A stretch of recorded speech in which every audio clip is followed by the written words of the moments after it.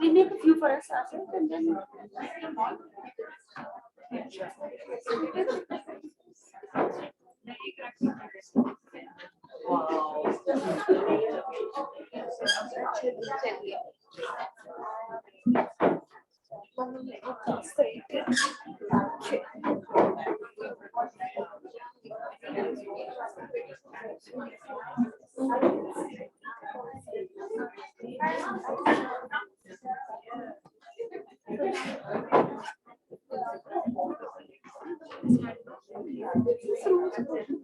it is a lecture. And they should separate it in the middle. Make an eye.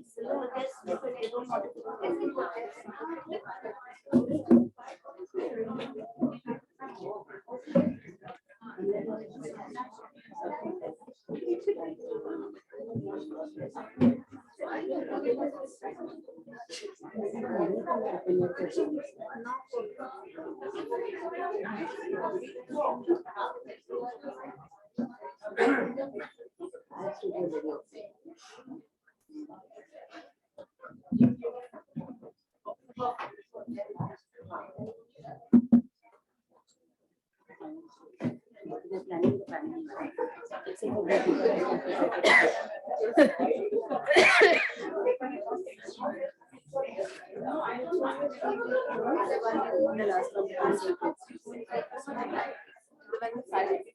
That's one of the other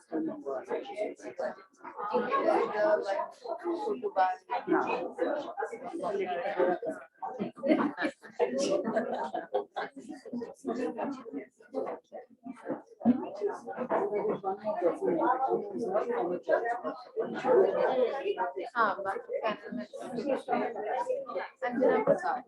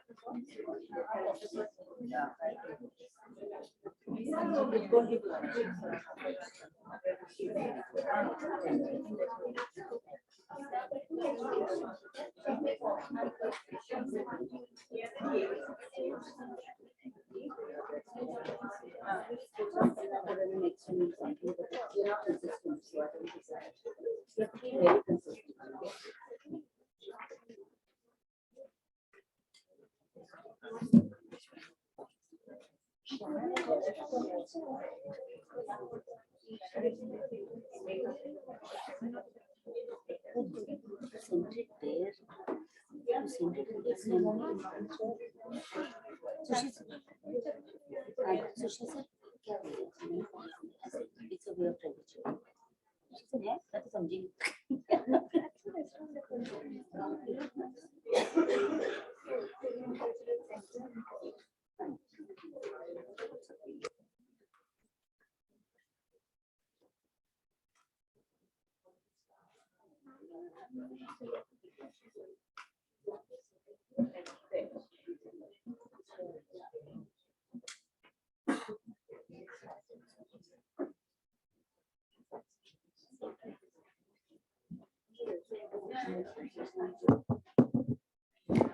Good evening, and a very warm welcome to this evening's program. To mark the publication of Women Incarcerated, Narratives from India, a 2022 title published by Orient Black Swan, we have today a discussion on a crucial yet woefully neglected subject, women prisoners, and the often unjust incarceration of women. We are thankful to the volume editors, Dr. Mahua Bandyopadhyay and Dr. Rimpal Mehta, who have brought this book to us. Many thanks also to Dr. Bandyopadhyay also for co-organizing today's event.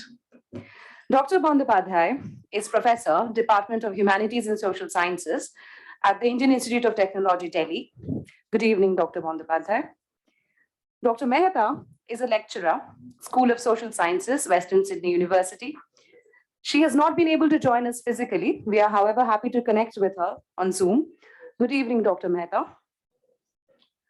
This evening's talk is titled Carceral Cultures and Gender Justice, and will delve into the important issue of female imprisonment, especially how patriarchal social norms, social marginality, and the criminal justice system combine and collude to both imprison women and keep them imprisoned. Central to the category of women prisoners is the key subset of women political prisoners and the treatment they face during their period of incarceration. Sorry. Do I sit here? You can sit here, that's easier. Sorry, all of you. I've been to the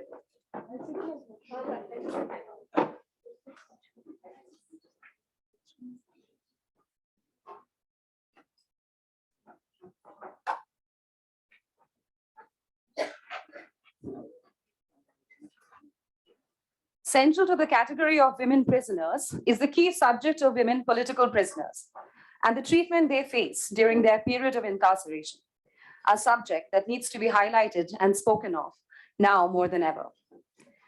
The discussion today will be moderated by Professor Uma Chakravarti. Professor Chakravarti is a feminist historian who taught at Miranda House University College for Women. She has written widely on Buddhism, the 19th century, gender, caste, and labor, and has an ongoing interest in the history of marginalized groups. She has been associated with the women's movement and the movement for democratic rights since the 1980s, and is also a documentary filmmaker. Her recent films explore women's incarceration and are based on extensive interviews with women who have been jailed for their political work since the 1930s, which also form the subject matter of her chapter in the book Women Incarcerated. We are also delighted to have with us on the panel Anjana Prakash, who is Senior Advocate, Supreme Court of India, and retired Justice, Patna High Court. She has been part of public tribunals, and she has written extensively on contemporary issues plaguing law and society in newspapers such as The Wire, Live Law, and so on. Vrinda Grover is an advocate at the Supreme Court. She's also a researcher and human rights activist based in New Delhi.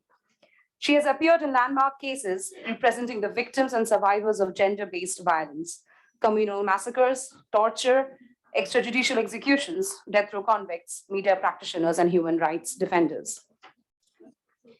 Geetha is a feminist historian, translator, writer, and publisher. She writes in English and Tamil on gender, caste, labor, education, and civil rights. Her published work includes Bhimrao Ramji Ambedkar and the Question of Socialism in India, and Undoing Impunity, Speech After Sexual Violence. Currently, she is editorial director at Tara Books, Chennai. Sudha Bharadwaj is a trade unionist and human rights lawyer based for more than 3 decades in Chhattisgarh. She is presently in Mumbai after experiencing prison firsthand for more than 3 years since her incarceration in the Bhima Koregaon case. She will also be joining us through Zoom. Devangana Kalita is a feminist researcher and activist who is currently pursuing a PhD in women's studies at Jawaharlal Nehru University, Delhi. She was incarcerated for 13 months from May 2020 to June 2021, charged under the UAPA for participating in the movement for equal citizenship against CAA, NPR, and the NRC. Natasha Narwal is a feminist activist and scholar who is pursuing a PhD in the Center for Historical Studies at the Jawaharlal Nehru University, Delhi. She is one of the founding members of the Pinja Tor, a collective of women students and alumni from across Delhi who seek to discuss, debate, and mobilize for the rights of women students.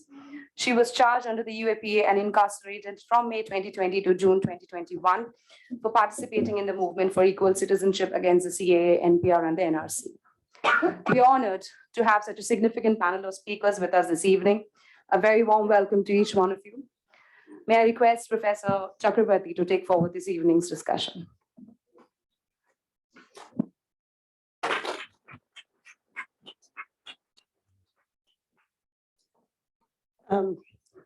It's quite wonderful to see this room jam-packed with people. I thought we would have about,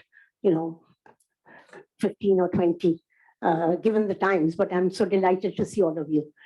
Can I won't stand between you and the speakers. Can I first invite Mahua to please talk a little bit about how this book came into being, and then we'll go on to the rest of the panel.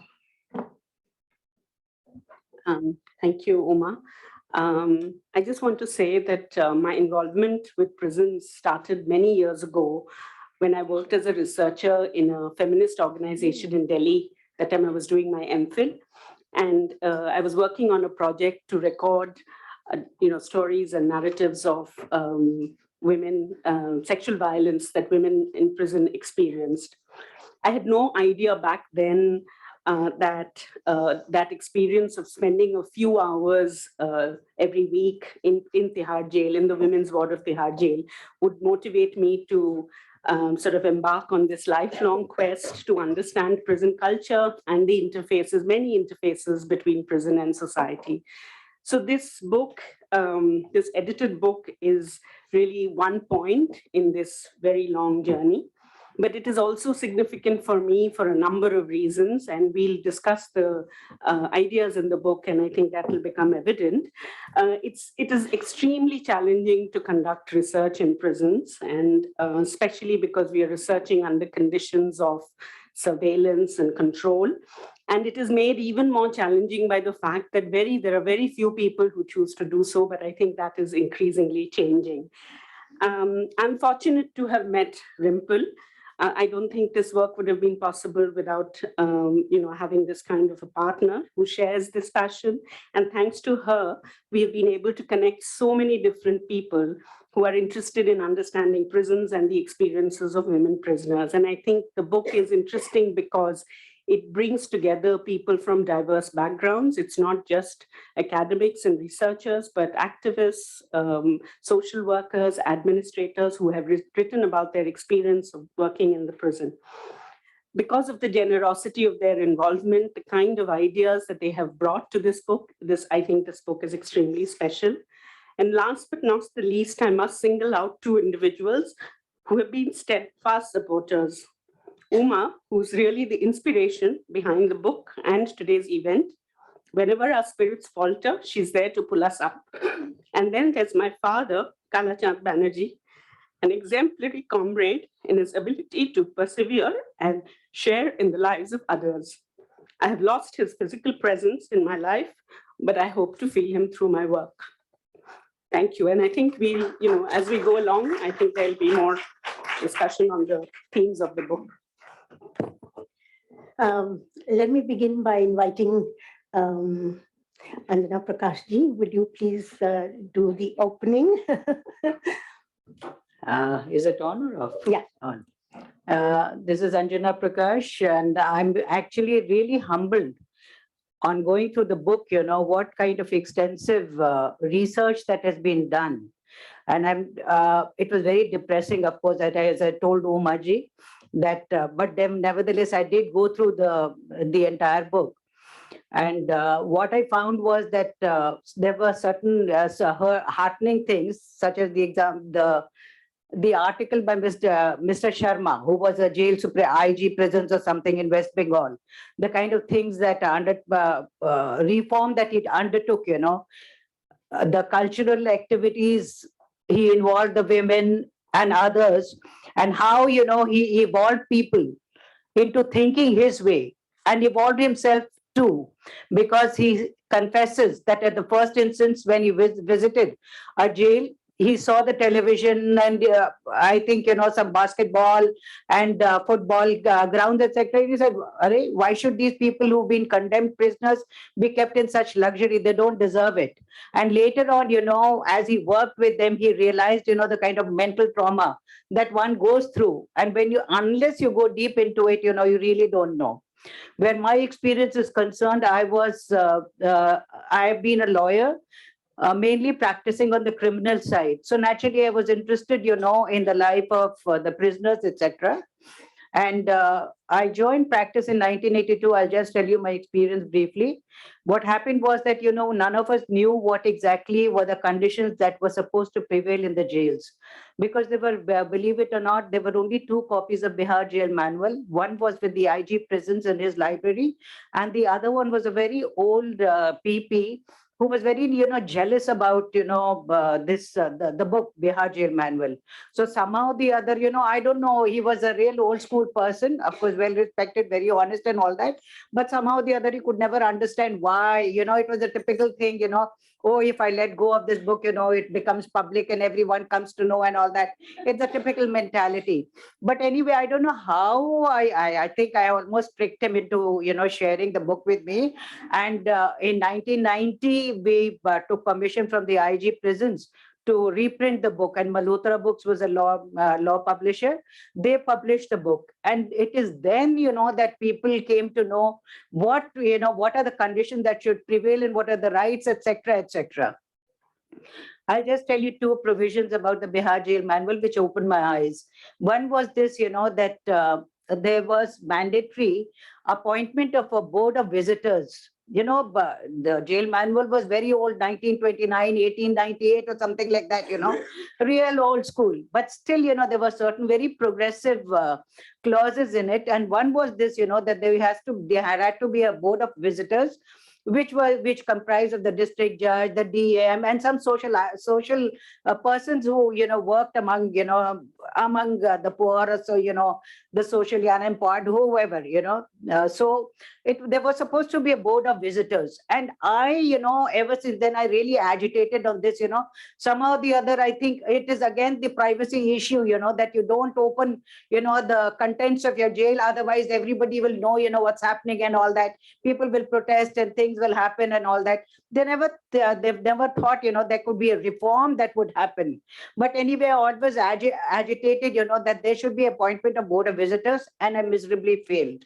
Nowhere, somehow the other, the prison department is always very hedgy about keeping everything under the wraps. They don't want others to know about it. So this is one thing.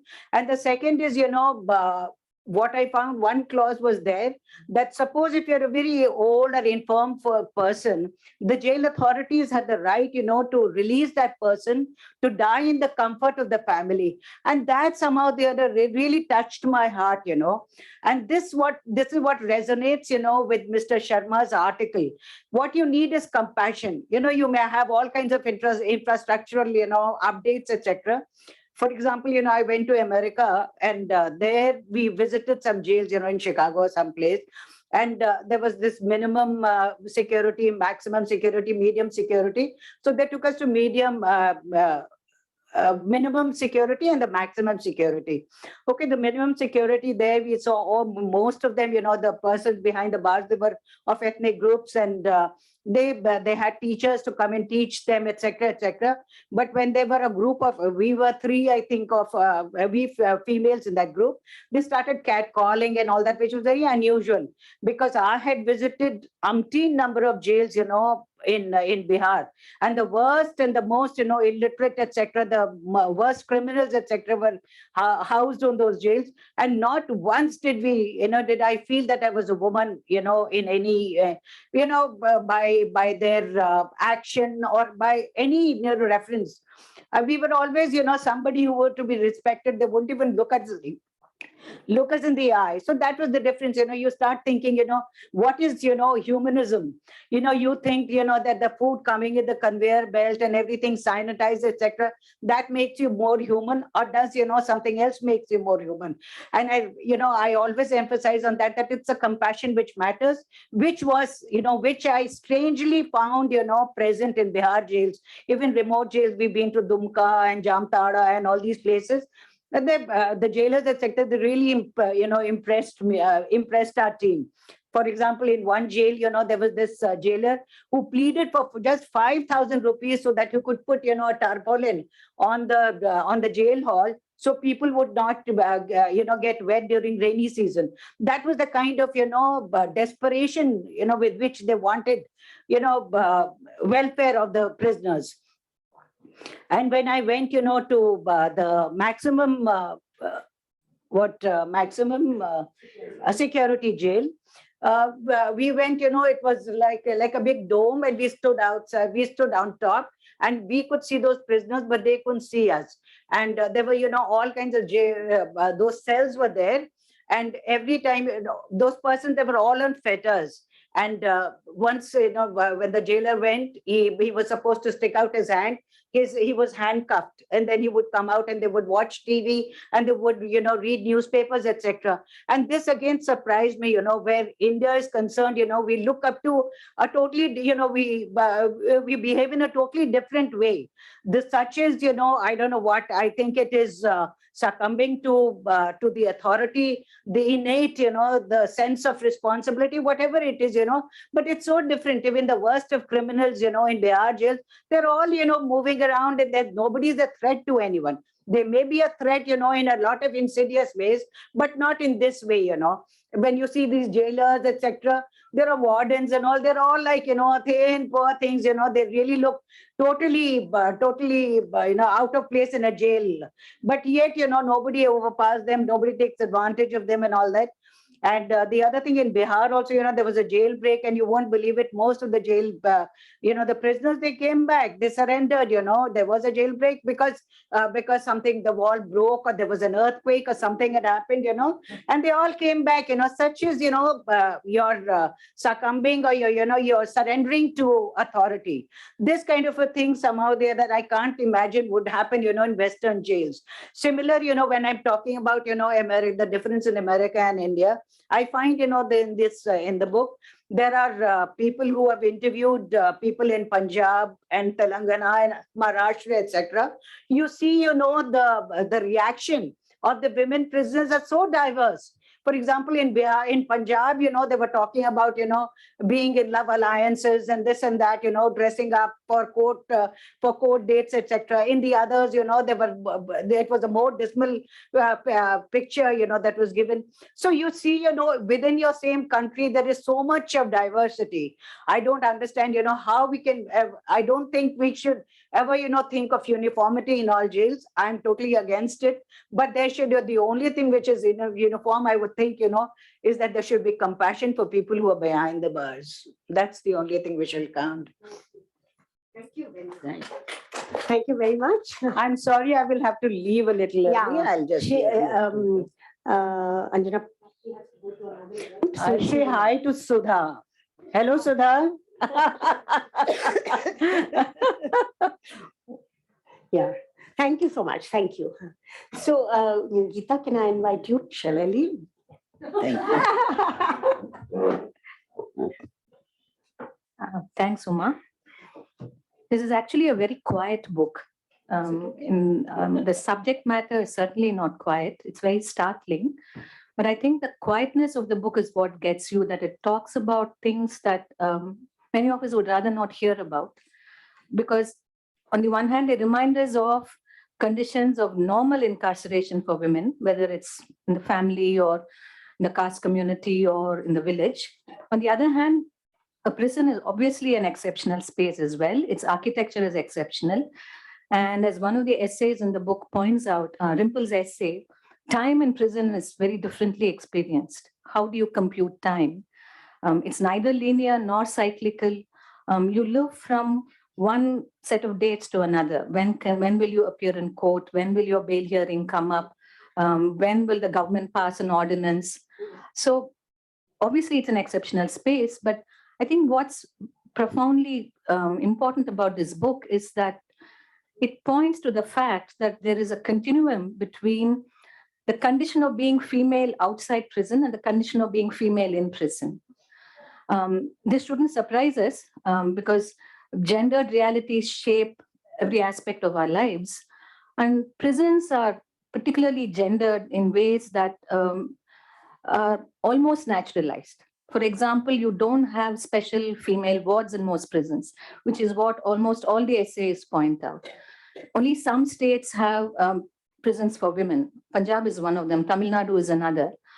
So there is no sense of the so-called female convict having to be engaged with in a way that befits her as a full human person. Not that the male convict is engaged with in that manner either, but there's greater mobility for men within prison. There's a greater chance of equipping oneself with skills and competencies, however slight these might be. So there are a very fundamental gendered aspect to the way prisons function. And I think this is brought home by the fact for many of us who know how prisons actually constitute criminality in gendered ways.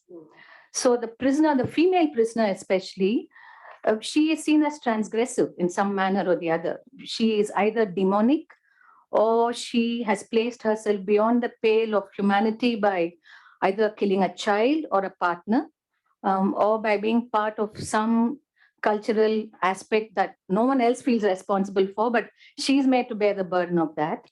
And of course, something which is not addressed explicitly in this book, we also know that one of the everyday ways in which criminality is constituted is in and through the body of the transgender person. Stories of transgender lives reveal that to you, that sort of a transgression, what is viewed as a transgression by the state, is if you dare to sort of disturb the given heteronormative sex gender assigned order.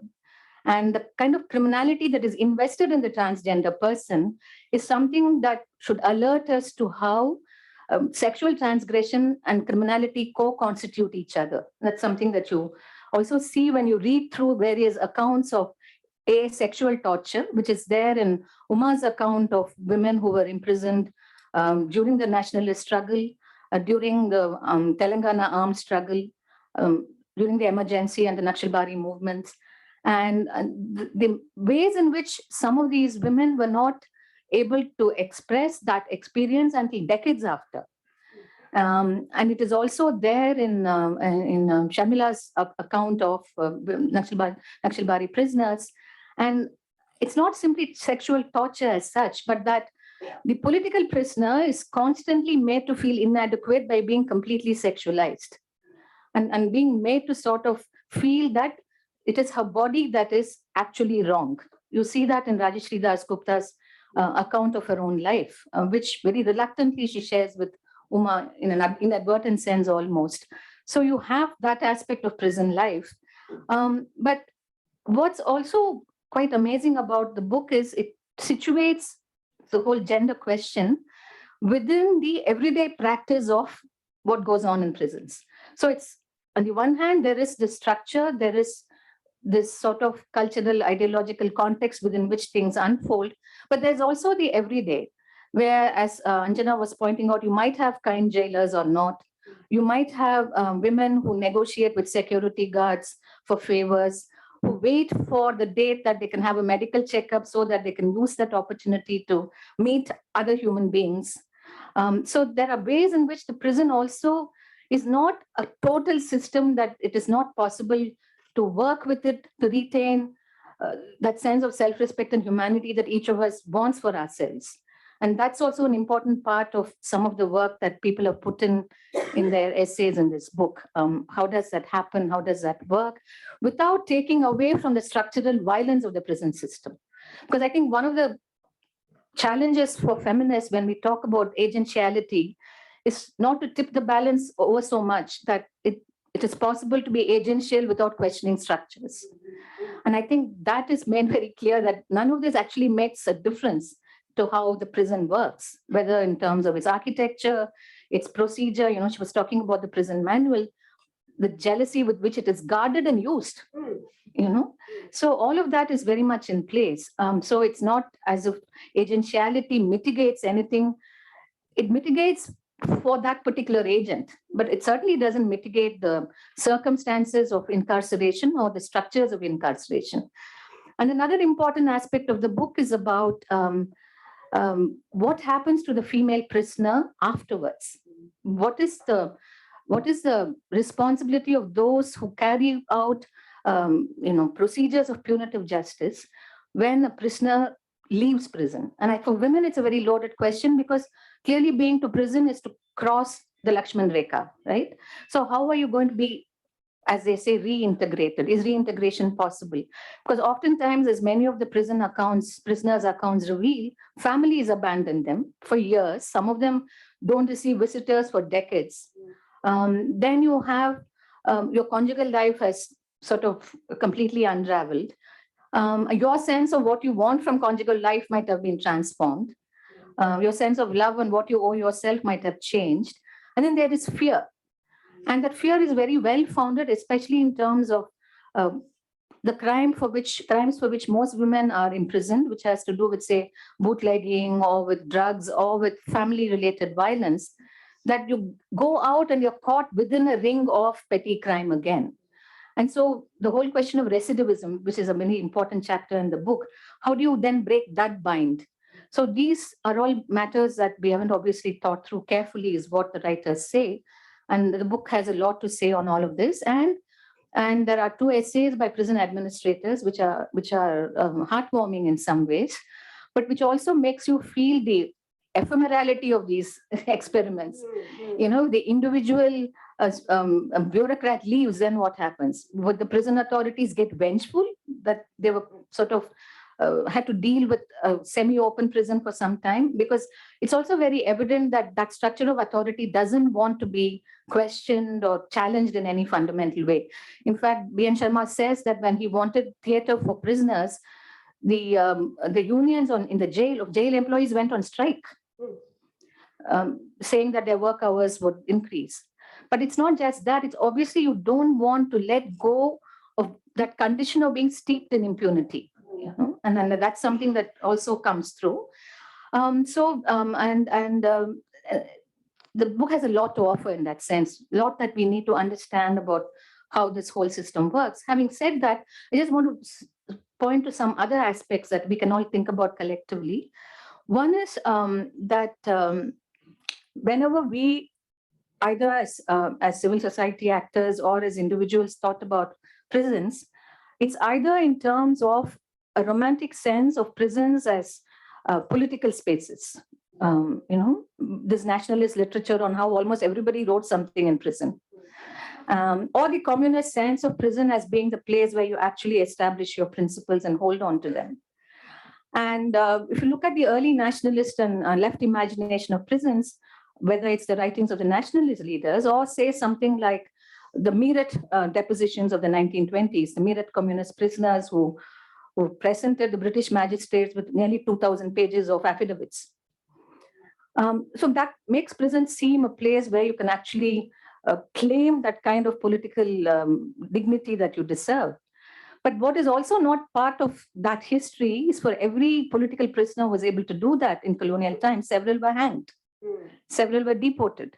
And these are people who are basically the ones that are on the streets being political, whereas the ones that write are the ones that are the leaders and the thinkers who get to tell their stories. So there is that imagination we need to keep in mind.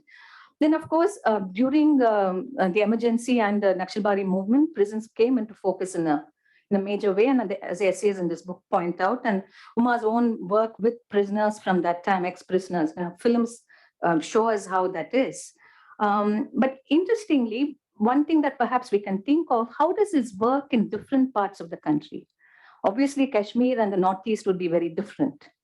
And even if you are to think of sexualization and criminality, I think there's so much that one needs to talk about prisons in Kashmir and the Northeast, and how it's not just women or the condition of being female, but there's also a way in which a process of demasculinization takes place in prisons. So I think that if you regionally disaggregate things, you get a even more sort of varied picture of the fantastic cruelty that prison regimes are capable of. But also you get other kinds of emphasis. If you take, say, a state like Tamil Nadu, which has not had a history of sustained left-wing activism, armed violence, and its regional assertion of identity has always been within constitutional bounds. But Tamil Nadu also had at one time, especially during the late 90s, a very large number of Tada and Pota prisoners at that point in time. And I think that moment was interesting because amongst them were a number of women. Young women who were in left movements who were arrested under Tada and Pota. And that was a time when a number of them actually created a politics of protest in prisons. These women asking questions, staging sit-ins, hunger strikes, asking for the prison manual to be read and followed. So I think it's interesting to see when women become visible and in what conditions. And in the Tamil Nadu context also, you had something which perhaps hasn't happened elsewhere in the country. The State Women's Commission did a study of women under trials across the state and made this very important point, which is referenced in the book, but which we can also think about in a more fundamental way, that many of the under trials, no surprises, are largely the working poor, most of whom are Dalits. And in some other parts of the country, it might have a large number of Muslims as well. But in Tamil Nadu, most of the women who were under trials were largely there for crimes of bootlegging. And of course, they would have been couriers or they would have just boiled something in their homes, but they were there for years, some of them, as under trial prisoners, some of them elderly women. So that report pointed to the centrality of how caste and class shape female prison experiences. And then that led to a wider report that was also commissioned by the Inspector General of Prisons, and which was sort of published. So I think maybe state level work is something that is worth looking at to see what else one might learn about the conditions of incarceration of women, what can be done, what has been done in states. And Mahua and I were speaking of what states have better prison systems, you know, in case one wants to think of it in those terms, and all of that. And when we think of this continuum then, and its gendered nature, one also has to then see that gendered nature in conjunction with caste, religion, and ethnicity as well. So then one gets that sense of how might one think of gender, not just in terms of women in prisons, but also the condition of male prisoners who themselves are from backgrounds which invisibilize them completely. Whereas political prisoners get heard, but the enormous number of under trials, again, many of whom are Bahujan Dalits and Muslims, are simply invisibilized, both by being under trials and also by nature of the way we focus on a certain type of prisoner and not a certain other type of prisoner. So I think that also becomes an interesting thing. And I think if we start doing that, then we might be able to also push these arguments about prisons, not just in terms of better conditions or worse conditions, but also conceptually and politically more in the direction of the kind of abolitionist arguments you hear in the United States, for example, of which the most eloquent speaker is Angela Davis. As late as 2018, she pointed out that the continuous incarceration of African Americans is but a repetition of Jim Crow. You know, so formally Jim Crow may have sort of disappeared from the United States, but the high rates of incarceration done that. And these are important. How might we think about that in the Indian context? That would be a useful thing to do. Because there then gender becomes very interesting because you also have people picking up on that. While African-American men constitute a large number, what's happening to African-American women?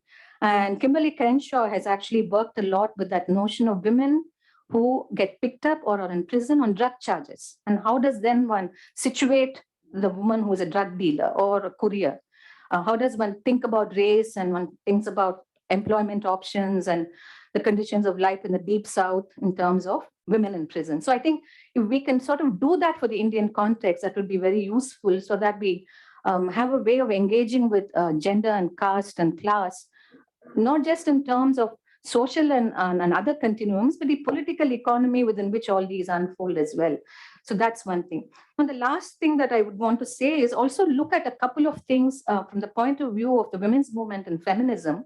Because I think one of the things that struck me, and I was telling Mahua this, that many of the women, not all of them, there are perhaps three types of women prisoners. Petty crime. I don't know if you qualify, bootlegging qualifies as a petty crime. The state doesn't think so, it loses revenue. But they are there for bootlegging. Family-related violence, which is usually under Dowry Prohibition Act or 498A.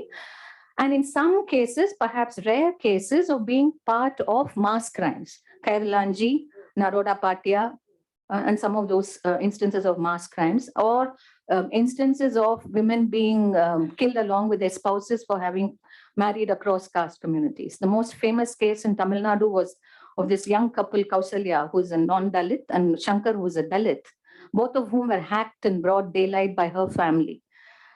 He died and she survived and she fought the case. But interestingly, Kausalya wanted her mother to be served the most stringent sentence because she felt it was her mother who was the mastermind behind this whole dastardly killing, which again raises questions for us about how might we think of complicity and the women prisoners' agentiality in that sense, because it's not that completely victimized in terms of a structured violence women behave, women are caught in the prison system, but also in this cruel system of graded inequality, women also exercise authority and power in some extremely ugly ways. And we saw that in Gujarat 2002, we see that during caste violence, Kailalanji especially. So how might one think of that? For feminists, that's a quandary. And how might we work with that? The second thing is much of feminist work with law in the 70s and 80s was around legal reform and change. And 498A came about because of our insistence that domestic violence ought to be recognized as a form of violation of women's rights. But perhaps we didn't think through what that would lead to, that families can be incarcerated for years. And we certainly haven't gone back and looked at that piece of legislation in those terms. And here, perhaps one of the things one might want to keep in mind is that studies of prisons, studies of women in prisons might want to engage with the literature on the women's movement also, which is not something I found here, which would be a very useful thing to do. What has been the feminist intervention in terms of the law and also custody? Because I think while feminists may not have engaged with prisons per se, custodial violence captured a huge amount of energy and time through the 70s and 80s, especially the 80s. So what stopped feminists from moving from custodial violence to prisons is a good question to ask. Because we did look at custodial violence in temporary prisons. I mean, for example, in the camps in Chhattisgarh, or in the special area zones demarcated in the Northeast, or even in Kashmir. But we didn't extend that analysis to prisons as such. That's a good question to ask also. Why didn't we do that? And it is a feminist question. Not just in terms of the continuum that we speak of, but also that we've been very concerned about the state being a violator of women's rights. And in that sense, why didn't we take that to the prison? And why do we not consider it a feminist issue? And this is something that also Uma has pointed out in her work on the democratic rights movement and feminism, that we haven't nearly engaged enough with women who are part of both spaces. And what has that meant for feminism? And what has feminism meant for the democratic rights movement? So that's another thing that perhaps future research can focus on, the interface with the democratic rights movement also, because I think that also isn't quite part of some of the discussions in the book, because a lot of work has been done by the democratic rights movement, civil and democratic rights on incarceration and special conditions of incarceration and so on. So these are some things that one can keep in mind as we go along and think about things. The last thing is this thing that Mahua's essay points to, and which I think this book does a great deal to, works with that a lot. She draws on this idea of the ethical loneliness of the prisoner, and that how you become completely invisible when you're in prison because you have transgressed that line and you're not just there for anyone as a person. And I was reminded of a quote that I use often from Ram Narayan Kumar, the great civil rights activist, that before there can be legal recognition of a wrong, there must be social acknowledgement of suffering. And I think this is what prisoners are denied, that they have suffered, that they are enduring, and that they are ethically lonely. And while this loneliness has been captured by political prisoners in their understanding of how prisons work, it's a condition of all prisoners, male and female, because they're placed beyond the pale. And she was talking about the US panopticon. You look from top and you just see all these things here. But India does a very different style of invisibilizing people. And with caste, it's fairly easy to do that as well, where you can consign people to non-humanity. While prisons don't do that in exactly the same way, that logic is something that we take to fairly simply and easily, I think. So I'll stop with that. Thanks. Thank you. So that's a very substantive engagement with the book and with what needs to be done thereafter. And there is a certain amount of defensiveness, if I may put it, because when I raised this question about why hasn't the women's movement looked at the jail, I got a positive response from only one person, and I got a fairly strong reaction from others saying, why does the women's movement have to do everything? And only the women's movement does things anyway, And I don't think that takes us anywhere. I think the fact of the matter is that we did not really take the prison as a space where there is a continued violence against women. And I think it's time for us to recognize it and perhaps, think of it in ways where we can critically engage with that space. So if this book leads to some discussion on that, I think it would be great.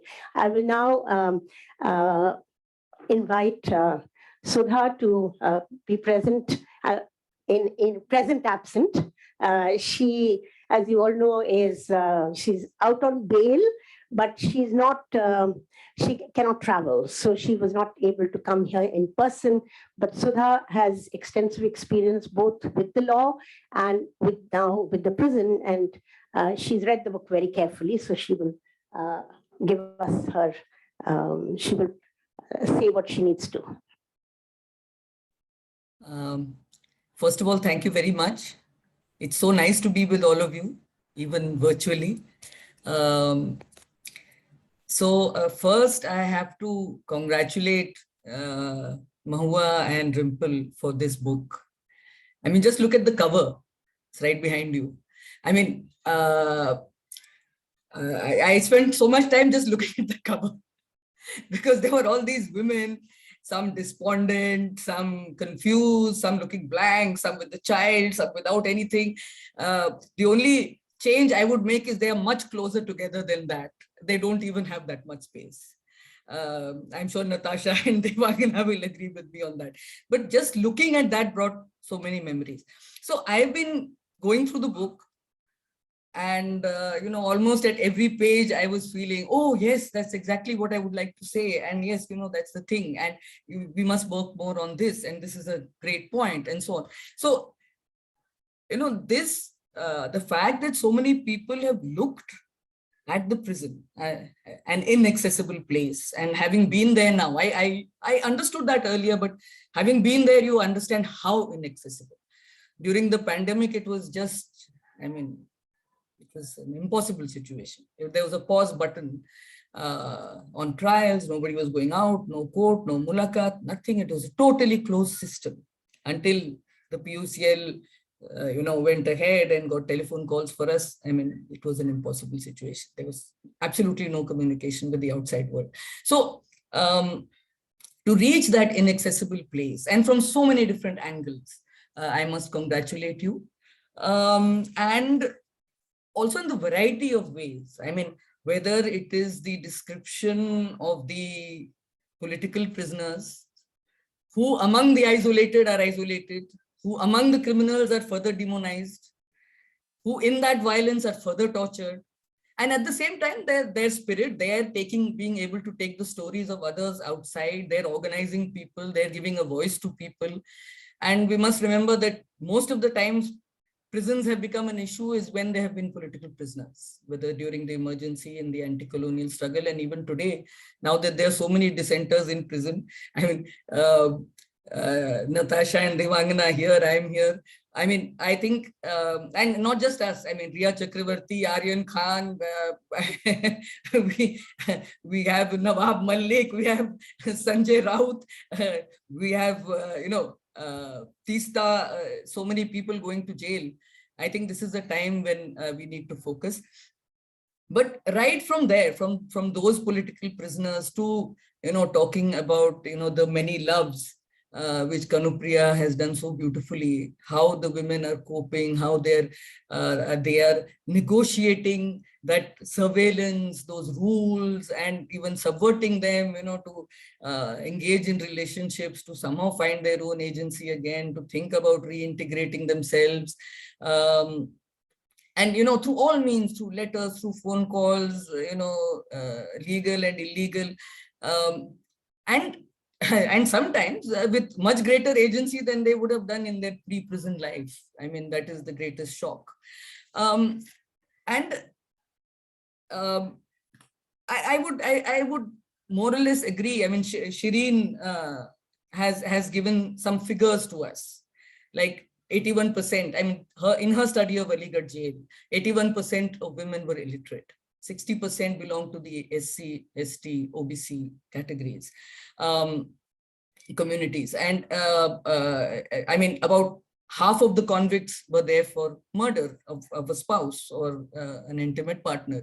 Another 40% were there for dowry or dowry deaths. And these things are very, very, very true. I mean, even in the Maharashtra jails, where perhaps otherwise generally the rates of illiteracy, etc., might have been expected to be more.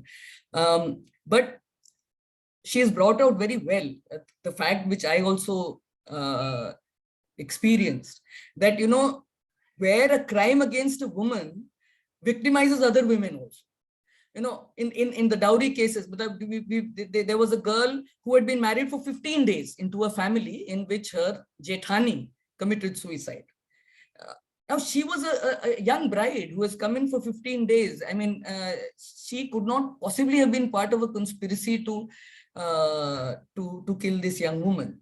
But there she was in jail with a life sentence. So, I mean, we need to look at the prisons. The women's movement definitely needs to look at the prisons. And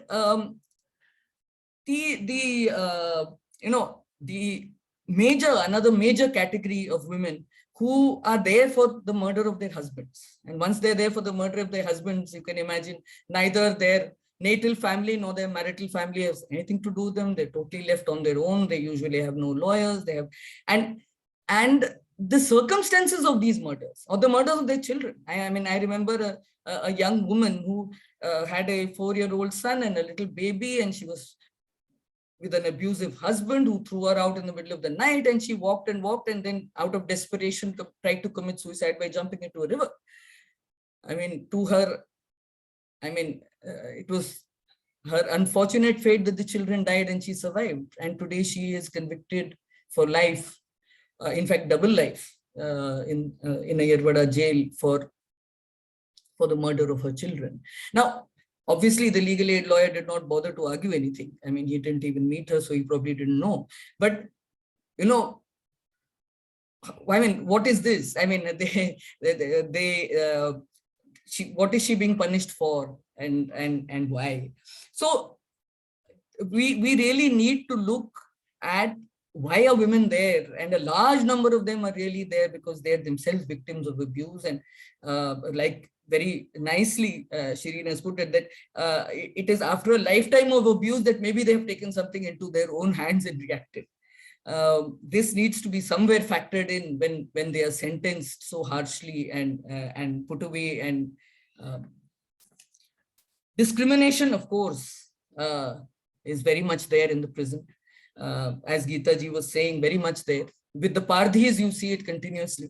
You see group on group of Pardhis being brought in. And sometimes when they've come in a number of times, then they are put with the Organized Crime Act, MOCOCA, which is a very, very stringent act. I mean, it's just for a series of thefts.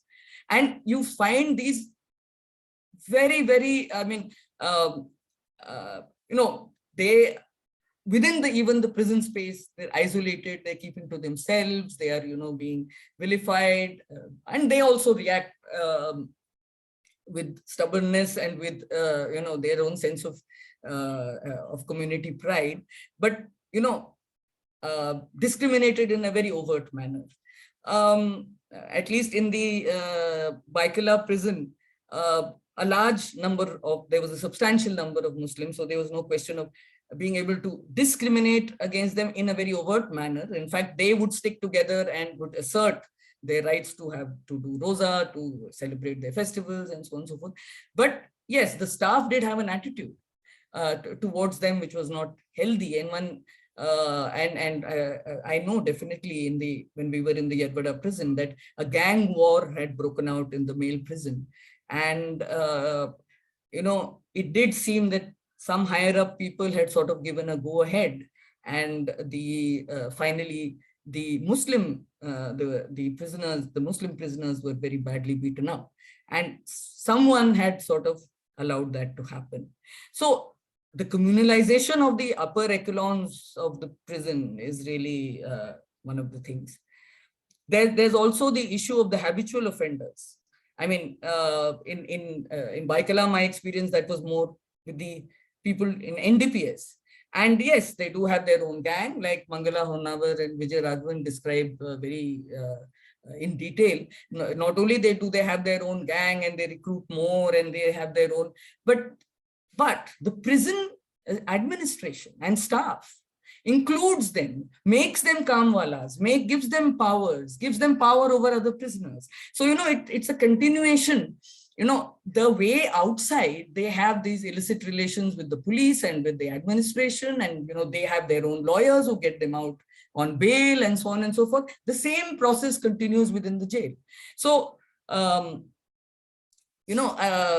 obviously this is only going to strengthen that system.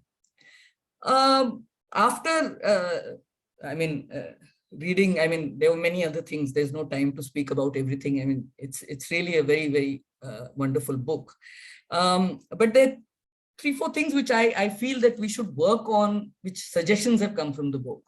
One is there is an excellent chapter on pre-trial detention, which talks about why are people there in jail anyway? Why are so many women there in jail anyway?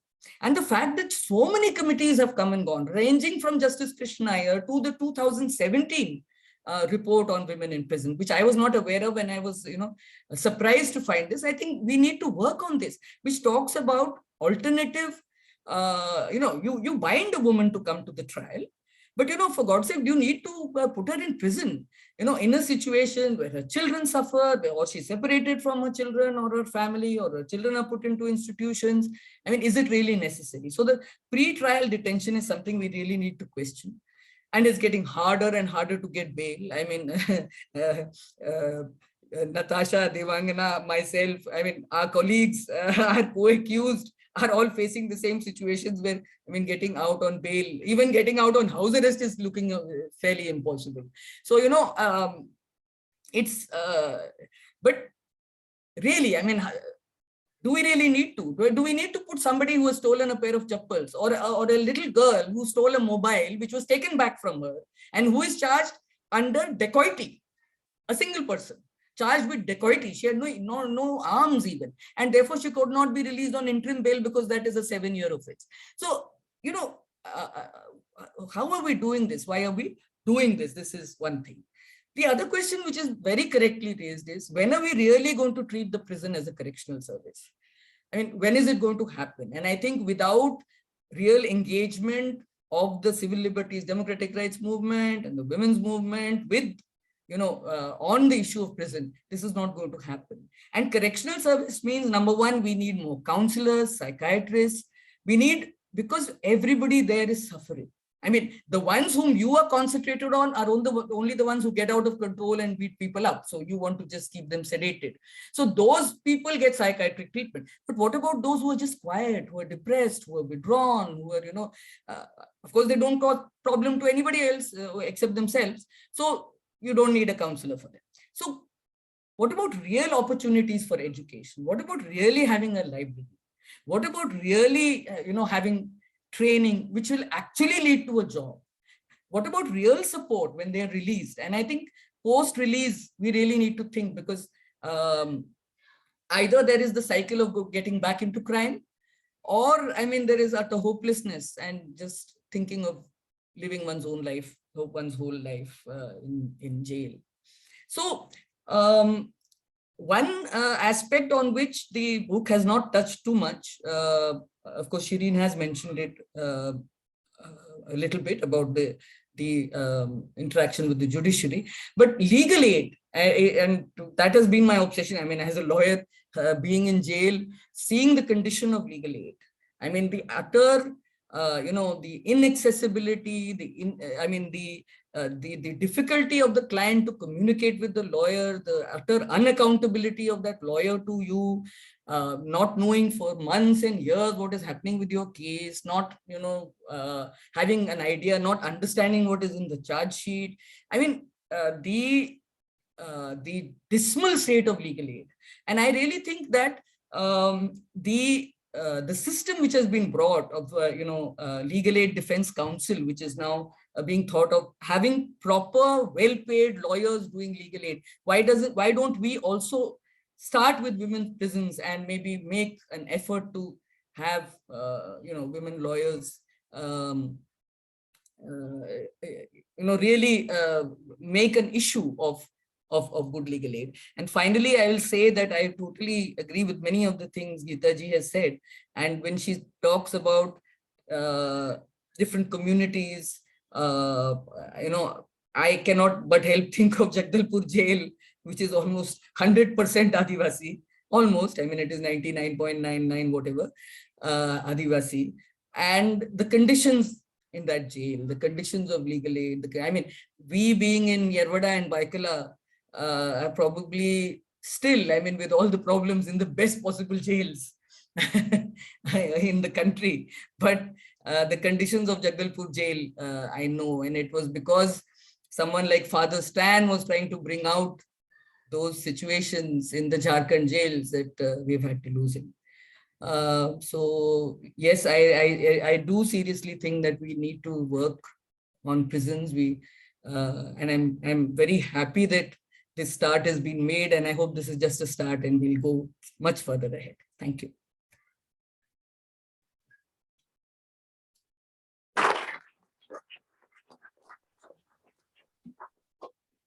So we'll now move to our youngest panelists. I mean, there's a lot of the university crowd over here and so on, and you must all have experienced the shock that we all experienced when suddenly out of the blue, we discovered that Devangana and Natasha were to be incarcerated. I'll first request Natasha, and then she'll be followed by. They're a bit of a sort of what's it called, like twin sort of situation, you know. I mean, they've clubbed together, and who's the senior, who's the junior, sort of stuff. But Natasha, the floor is yours. I've been designated as a more samajdar one from inmates in Tihar. So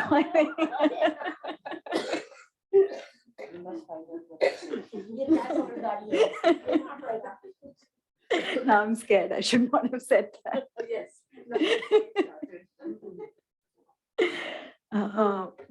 I mean, I don't know, like whatever I had thought, I'll say. I mean, Geetha and Sudha have already kind of laid down everything very beautifully. So I will try. And I would also like to first congratulate Mahua and Rimple to get this volume out, because since one has come out of prison, I mean, I've been kind of, it has become an obsession to like read more and more. And I was kind of actually quite surprised that there is such actual little work on prisons itself and incarceration, in the sense like even academic and political, apart from like say certain reports on prison conditions here and there, but something which like, you know, talks about the carceral system itself and how it operates and its various facets. So it has been actually a wonderful experience to like get this book and read this account of various prisons and different narratives and stories, and all the, as Sudha was saying, like while reading, you almost viscerally feel that, oh, yes, yes, finally someone is talking about this. Oh, nice, somebody is like finally saying this. So I had many such moments while reading this book. So I'm really thankful.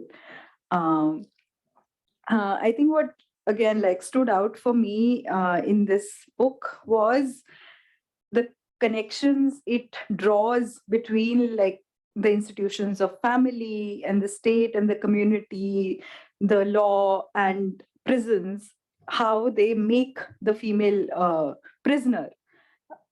It's like, because as was being discussed, how the carceral system operates in gendered ways and like kind of constructs the female prisoner and the criminal itself, which I think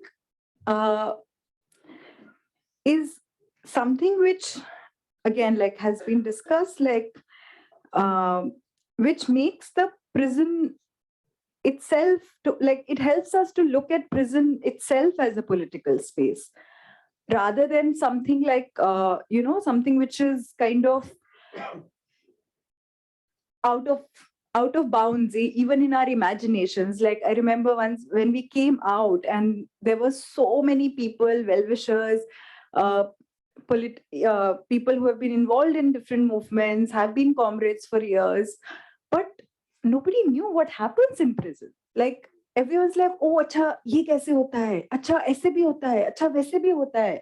So you kind of realize that even in our own struggles and in our own imaginations, we have kind of, blindsided prison so much. I mean, one is that, yes, there is the difficulty of access and the way the prison administration and the law kind of preserves its like boundaries and its impunity.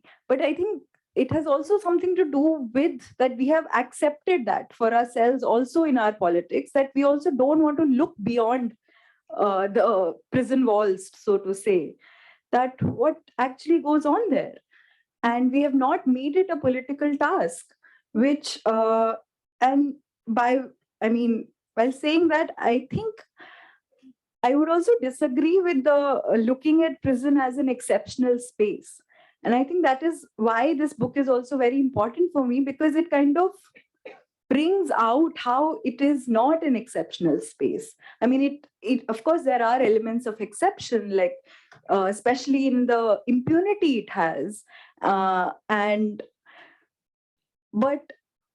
it, like, that is what we kind of experience once we settle down inside prison. I remember like me and Devangana talking about it often with each other, like the everyday disciplining, the moral policing, the every I mean, I think Mahua, you talk about it also in one of, not in this book, but maybe another article which I read. Like as soon as someone from the authority comes, so they say, "Arey, chuk jao, ढक लो, अपने आप को ढक लो," and you're like, और कितना ढके और कहाँ जाए? मतलब it's like. So, but you realize that this is what the life of women in patriarchy is, even outside. And I'm not trying to like do away with the distinctions which the prison has as a space, but I think we have like concentrated too much on the distinctions and not seen the connections, as Geetha was also pointing out, as it being a space of custody and state violence and violation with such great impunity. So I think that is one of the major contributions of this book for me, to bring out these various workings of these various institutions together. And also, like, while being there, I mean, thanks to the Delhi police, we had the opportunity to like really see the lived realities of the law on the other side, or and also the laws which one has kind of fought for, as Geetha was pointing out. And it is so filled with so much like complexities and contradictions which just cannot be held by law, and you're just left wondering that what will or can justice even look like. And I mean, and that question has stayed with us since and remains. And I think that is also a task which we should think about collectively. That, I mean, even in our clamors for justice as feminist activists, when we demand like sentencing, more stringent laws and stringent sentencing, how does it actually play out in the lives of people who are incarcerated? I mean,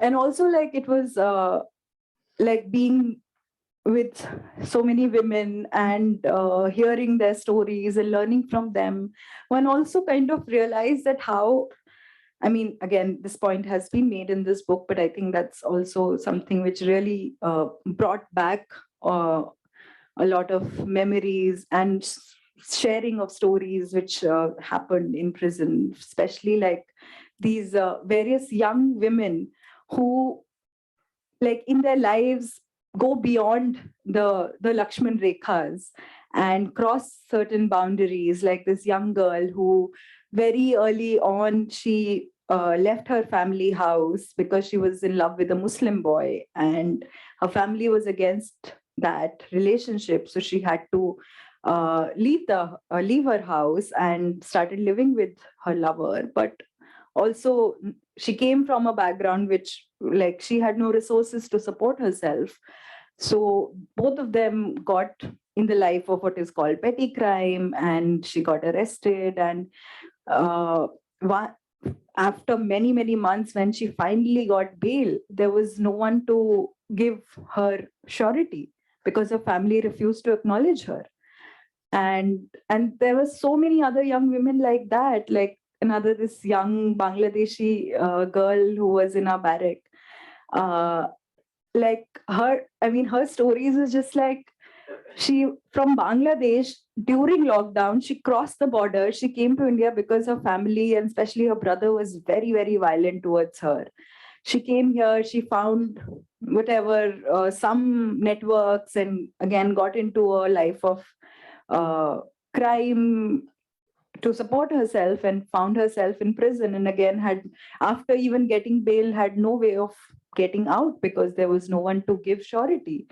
So I mean, it was and that's why I think it's also again very important to think, like, after incarceration, even after one gets bail, so many women still keep on languishing in prisons because there is just no one to claim them.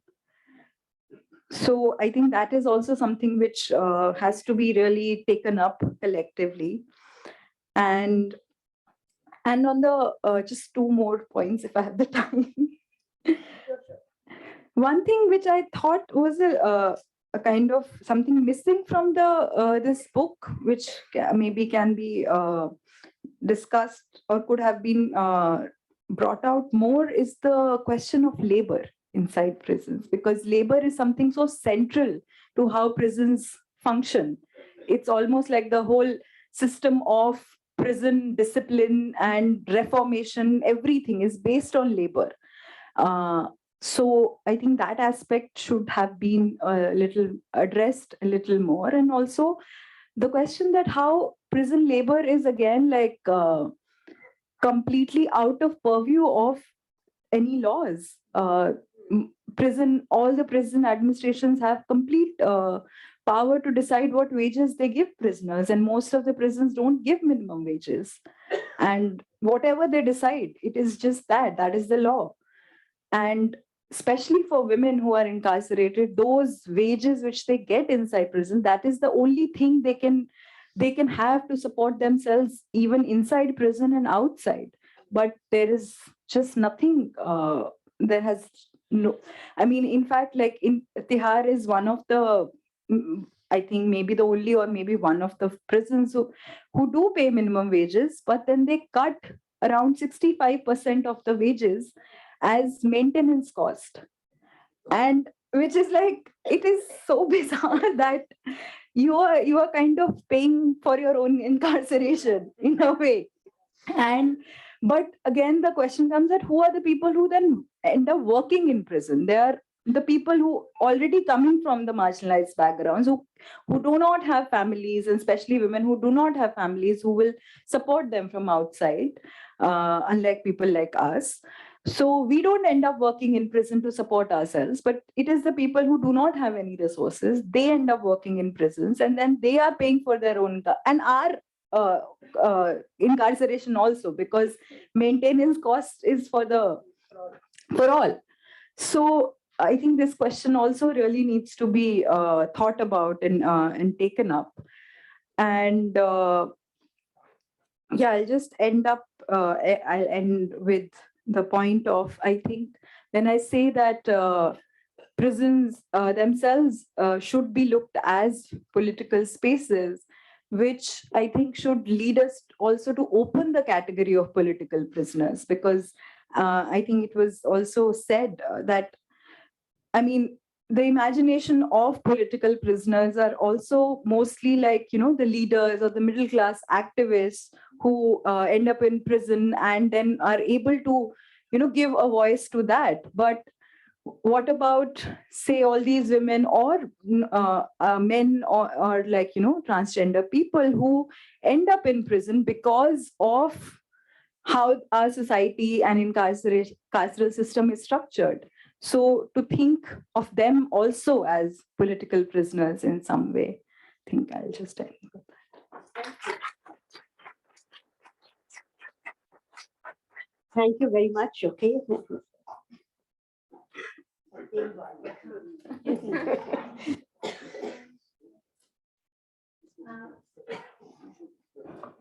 I think I'll just continue from where Natasha left in terms of this. I think one of the most, in some ways, both exciting as well as revealing aspects of our prison experience was this experience of meeting so many other women who had basically challenged the various, boundaries of caste, of patriarchy, which are imposed by different structures of oppression on them.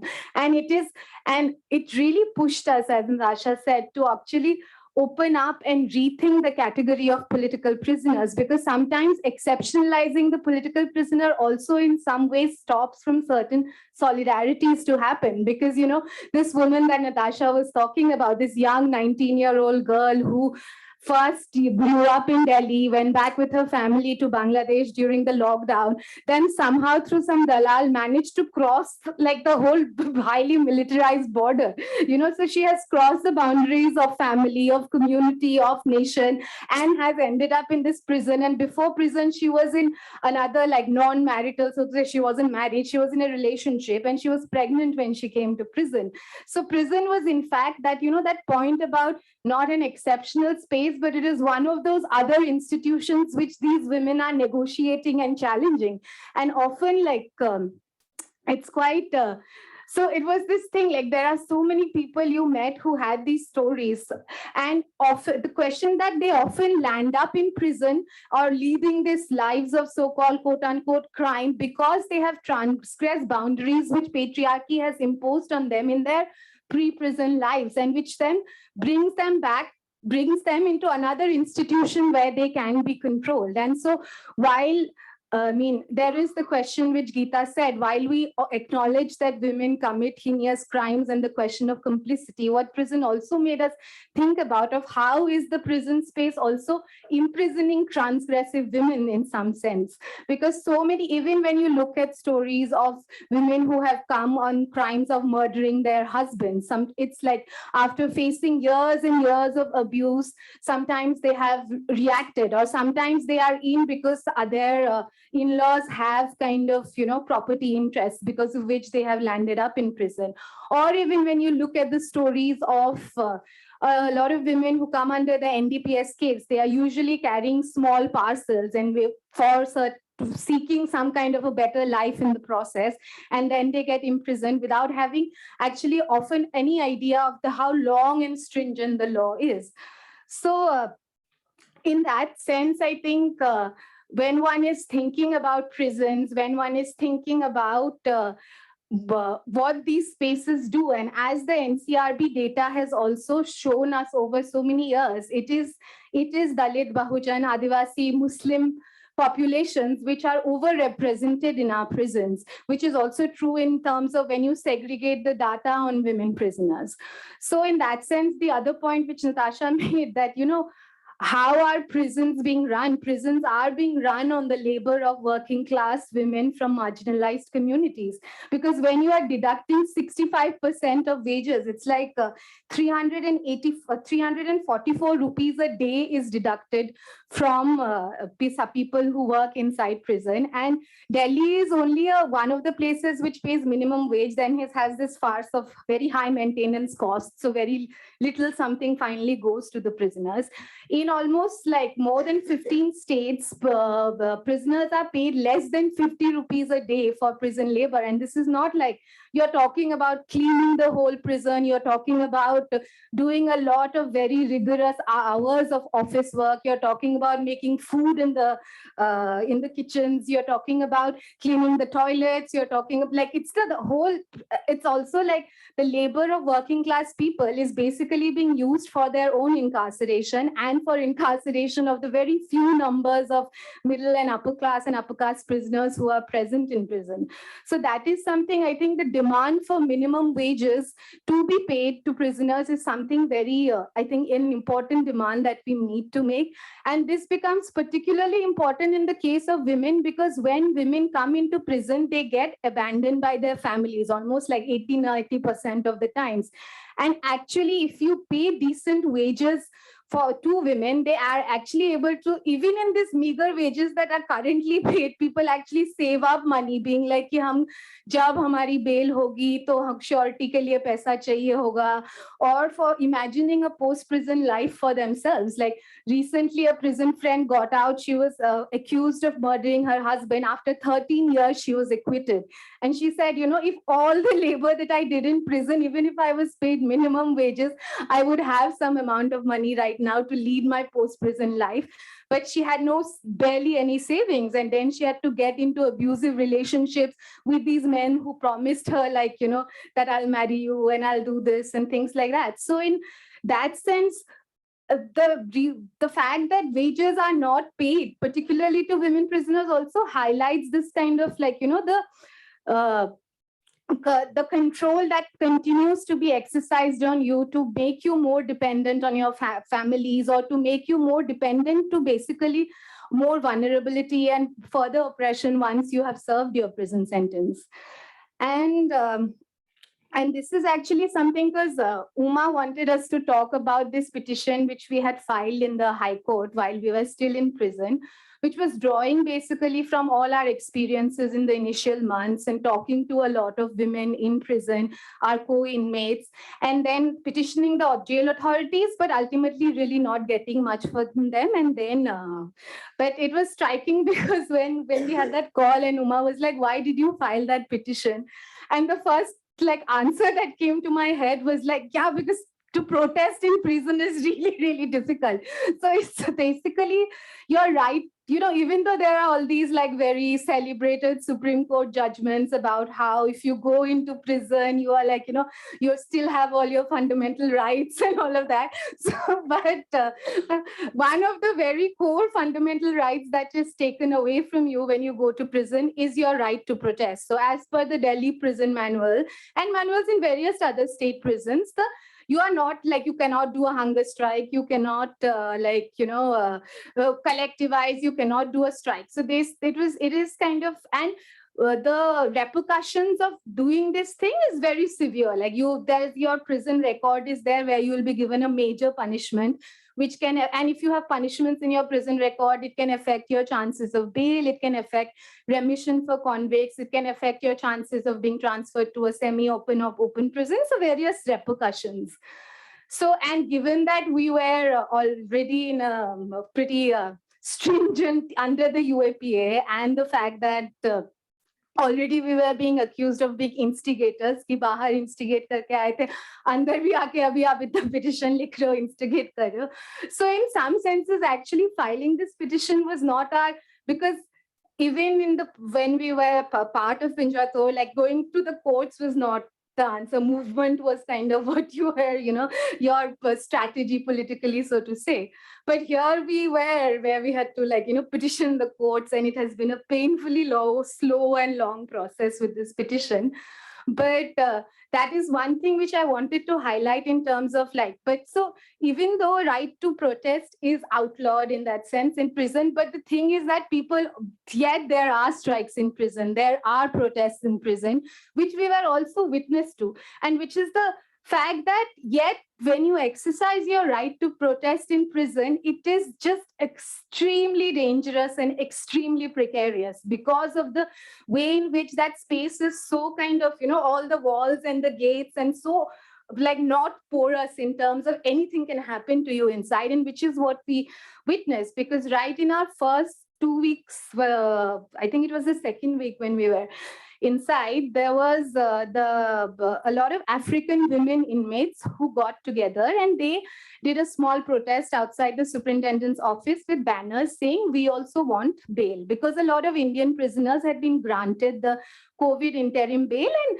actually a lot of prisoners had gone out. So the foreign inmates were also like, "We also want this." And most of these foreign inmates are under NDPS cases. They have assigned legal aid counsels who have never spoken to them or never shown up in court. So in some senses, even though protest is not allowed for most inmates because they have no legal representation, it is still their only recourse available to them. And despite extremely vulnerable circumstances, they exercise it. But the repercussions are just really violent. And what happened in this case was that immediately, all other inmates, we were all locked up, the sirens went by, and then male policemen were brought inside the women's jail, and all of these women were violently attacked and beaten, and there was blood on the kind of streets and the jails and the neck. Then they were taken to single cells alone and then beaten up further. So, and because this was during COVID, when courts had gone online, there was no external visits by judges. Basically, it was their fiefdom. So they completely managed to kind of really cover up the incident. And what the only time when news went out was actually because all phone services in jail were suspended, and because our lawyers didn't hear from us for 10 days, they were like, "What is happening?" And then they filed a petition in the High Court, and that's when we got a chance to say, this is what has happened in jail. And a lot of the women, the African women inmates who are actually victims of this violence actually had no recourse to talk about the violence they experienced. And the only time it finally got talked about was 2-3 months later, when one of the inmates, Jessica, who was not even part of the protest, she was just walking by, and just because she was a Black woman, the police attacked her. She died from injuries that she had sustained at that time. So one is talking about what basically the right to protest brings upon you when you are in prison, if you exercise it, the right that you don't have. And yet it is also used quite often because there is people in prison who have no other recourse. And one of the things which is, I guess, has gotten invisibilized, and that's why I want to also talk about it, is how how Supreme Court gave these guidelines about decongestion of prison. And often people look at it, oh my God, magnanimity of our courts for releasing prisoners. But actually, the history to these kind of moves also comes from the fact that right after lockdown was announced, there were protests in various different prisons, which obviously never got covered. When we went into prison, there were all these stories about how we broke this lock and we said, "Ki hame bhi bahar jana hai," and there were these 2 trans women leading the protest apparently, and DG ko aana pada. So, and because the prison authorities also recognize that it is a moment where their prison discipline would be disrupted if they don't yield.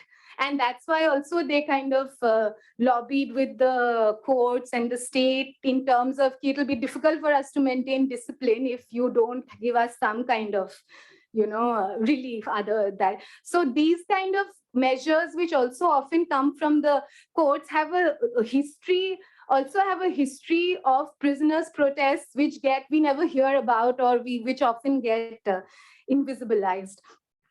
So yeah, so in that sense, but since you also want to, in the petition, for instance, wages, the right to minimum wages is something that we talk about. There's also this whole idea which Sudha was also talking about, how do we imagine, like, this thing that is, because in the Delhi prison rules, there's this very grand ideas about like these kind of educational institutions should be there, education should be provided, and reformation is our goal. But the only educational degree with jail number 6, the women's prison, was making available for the women inmates was home science. So men apparently get social work and other kinds of things, but so specific.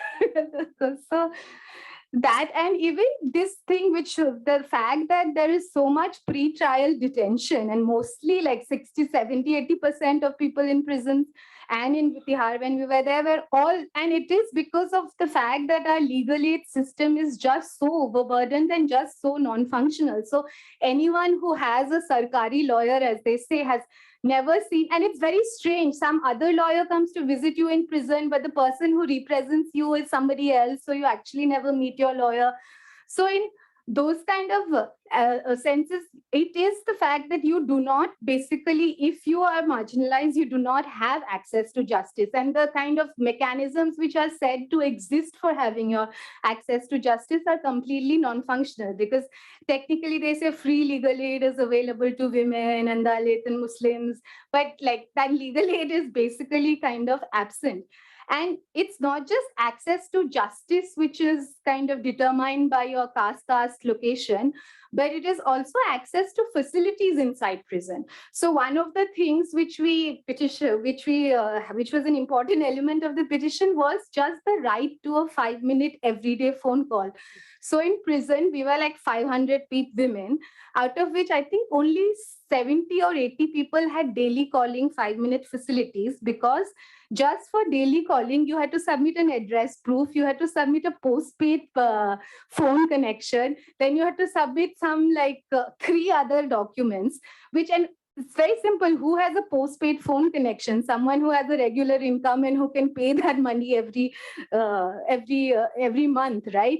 So which, and or an address, like the address proof in a kind of and I remember the judge remarking while this petition was being heard that she's like, I didn't know it was so difficult to make a phone call from jail, because it's this biometric machines and you have to have these documents and all those. And even things like when mulakats were suspended, e-mulakat, this video mulakat facility was started. But the thing is that in a video mulakat, the form is all English. So who can actually even apply for the booking? Then the whole process is just so complicated that anybody without much like like internet literacy, computer literacy, will find it very difficult too. So very few people were actually able to avail of this facility. And even in a non-pandemic, like normal times, so to say, if you have to go to meet somebody in jail for a mulakat, first, you have to go 1 day in advance and stand in line for 2 hours to just get the booking. Then the next day you go and then again stand in line for 2-3 hours. So basically, for anybody who is a say daily wage laborer, you have to basically give up 2 days of your work to be able to just come and meet someone who is in prison. So actually, particularly for women, they have very few visitors coming in to visit them, because just even forget if your family has abandoned you, even if they have not abandoned you, the kind of how much they will have to give up to be able to come and see you is just so huge. And these are just simple. So a lot of the petition is about these simple things, like have a phone line where you can do booking, or actually they have a phone line which they never pick. So at least, or give at least time slots so that someone doesn't have to come at 8 o'clock for a mulakat at 2 o'clock. Tell them that they have to come at 2. So this kind of little things. And I wanted to end with this one just this statement which one of the khalas we had befriended in prison had said, which is about like, she had said कि ये जो अंधा कानून है ना, ऐसा मन करता है कि मिर्ची लगा दो उसमें. So it is this thing of like आँख में मिर्ची लगा दो, because it's this thing of that justice is equal, justice doesn't see, and it's blindfolded. But she's like, we want justice to see. We want justice to see who is poor, who is not poor, who has what, who doesn't have surety, who has surety. We don't want law to be uniform in that sense, but we want law to recognize how structures of oppression work so that justice could be reimagined. So yeah, thank you. Thank you.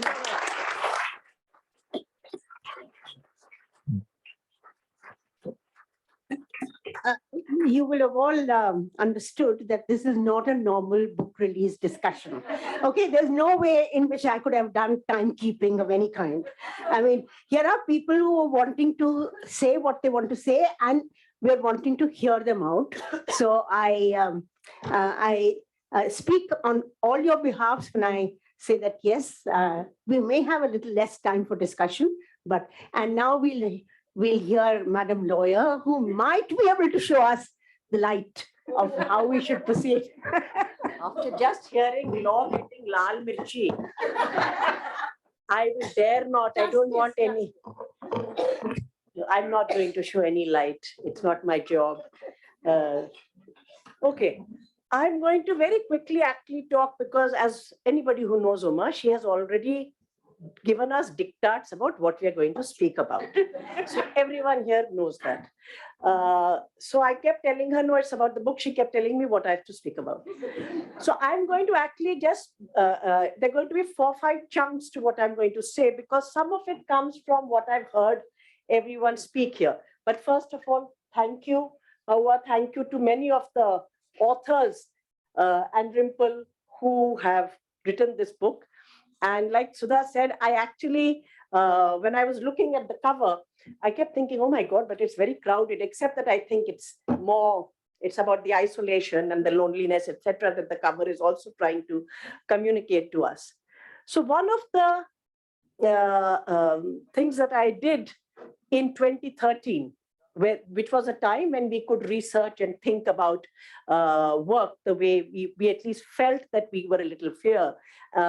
Maybe, it answers something that Geetha, you did raise. It was a work that was inspired by work that was being done by people like Sudha Bharadwaj in Chhattisgarh, in Bilaspur, where she was practicing in the High Court, by Jagdalpur Legal Aid Group, Shalini Gera and others working in Jagdalpur and South Chhattisgarh. And it was a study which has been published. Navsharan was part of that process.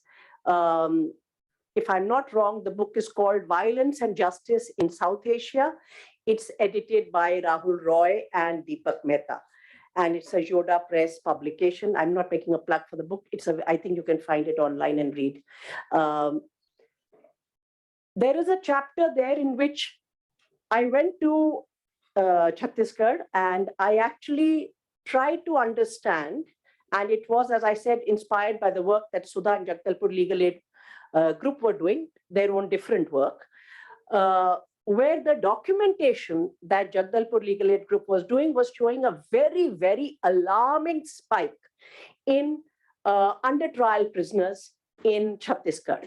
And we also know that that's a time when there was a lot of, and it continues to be so, there were a lot of forces and militarization of the South Chhattisgarh area was taking place. So the study that I did undertake was to look at what is the role that prison plays in the legal system in a conflict zone. So I'm not going to get into the details of that, except to say something that Sudha highlighted. There were, of course, a very large number, an overwhelmingly large number of Adivasis. And if you asked anybody, I was able to secure access to the Jagdalpur Legal Aid, Jagdalpur Central Jail, which is where all the high security, high risk prisoners were kept, and to the Dantewada District Jail. if you ask most of the people over there, what is the crime that you are being brought here for, they would say Naxal case. Everybody would say Naxal case. Now, clearly, neither under the IPC nor under UAPA or any other such legislation is there a thing called Naxal case.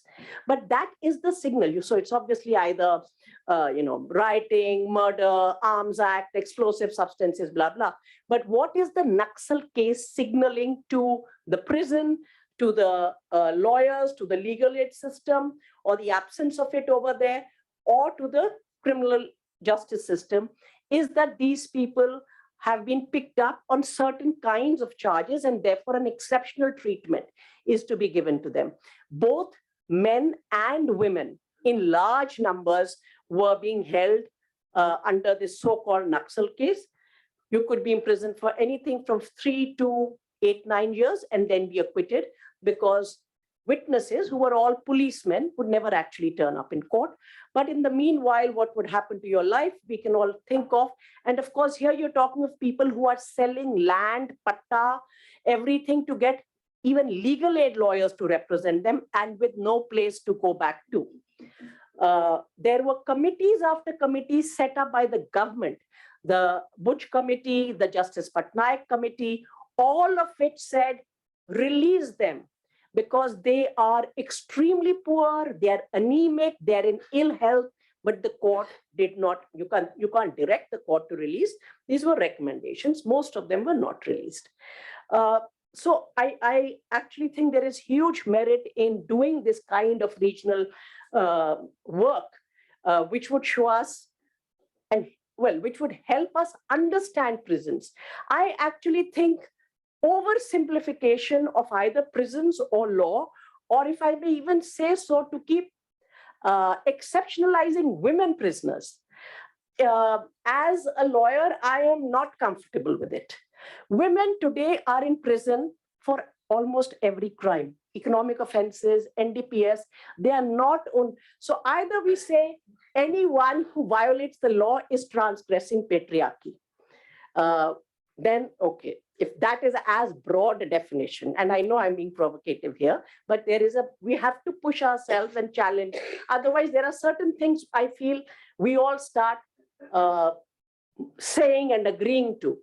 So you actually have women across the board committing many manner of crime. And I'm not talking necessarily of people from Dalit, Adivasi, Bahujan communities. And I think there is a point there which has been addressed very importantly.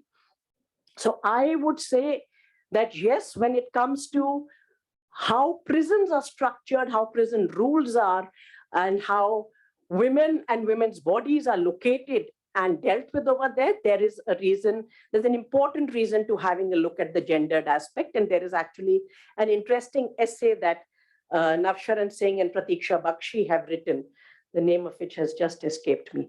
But if you Google, you will find it. I think pandemic prison. No, but there's something of gender in it, which is the part that I'm forgetting. Which looks at, and which actually makes this argument, and Pratiksha has been doing more work on it, about looking at women are the additive in this, and the prisons are not conceived as places for women. So that's why there is all this experience that is coming out from how prisons have been experienced. When I did that work in 2013, and I was locating it in the political economy and the conflict, particularly vis-a-vis natural resources and extractive industry moving in Chhattisgarh, my understanding was that, okay, so this is like a holding space where Adivasi community is being held while lands are being taken over, resources are being taken over, and movements are being suppressed in this manner. And that's the role that prisons are playing and the criminal justice system is playing in the larger state operation.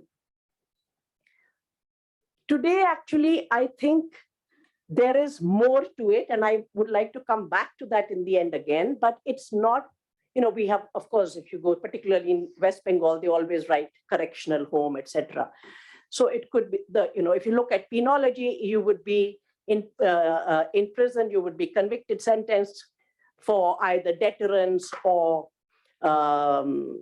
punishment or reformation. In today's context, particularly given what we are seeing around us, is it that, and as Natasha said, it is a political space. And I think that's a thought and a concept that we need to develop further. Keeping people in prison is actually a political project today. It is part of the political exercise that the state is engaged in. The enemy, there are some enemies across the border which can be named frequently, and there are enemies to be created within. And those enemies are incarcerated, so there is the legitimacy of the law, which the state then does not have to say, does not have to prove that they are the enemy. Their incarceration is the certification of them being the enemy. And that is the political process and project that we are today seeing. And that's why I'm saying for myself also, I feel there has been a move that we are witnessing today. And these are just initial thoughts that I've been having about what is happening around us with the kind of incarceration we are seeing. Moving away from the Chhattisgarh work, we also had the high part committees. We heard about what happened and how they experienced. Both Sudha and Natasha and Devangana told us during pandemic. So this was an opportunity that the court took it up suo moto and said decongestion of prisons because there's a health pandemic. High part committees set up in every high court across the country, and they did not use health indicators. The indicators used, one was nationality. No foreigner is to come out. Grievous offenses, statutes like UAPA, etc., or economic offenses. And of course, lastly, if you are being investigated by certain kinds of agencies like NIA, Special Cell, etc. So we saw the Supreme Court very recently get an opportunity to think about prisons, but it did not adopt even at that moment when actually there was a pandemic. There was an occasion to look at inmates as human beings who could be afflicted by the virus, particularly because they're living in certain kind of spaces, but there is a complete absence of it across high courts, barring Madhya Pradesh High Court and a few which gave occasionally good orders under the HPC. Most high courts did not view the inmate as a human with a body as vulnerable to the virus as anybody else. And we know that the struggle to get a mosquito net in prisons in Bombay and other places continues. And that's why I'm glad you remarked about those wonderful words that we read where it says, oh, you don't leave your rights at the gates of the prison. You actually do. And you leave your rights in many locations in this country. I think the other question that has come here is about, the women's movement hasn't engaged with this issue. I think there are two aspects of it that I would like to refer to here. One, I think it's a reflection on our origins. Our origins, I mean people like us who were part of the movement, who we were. The reason that today we are talking about prisons because people we know are in prison. So I think the reflection is actually on that who was the movement? Did the movement actually go across many other divides of caste, class, religion, ethnicity? And these one, I don't think these, so it probably didn't hear those voices or experiences because we didn't have those associations. So the challenge is perhaps greater and is to the movement itself.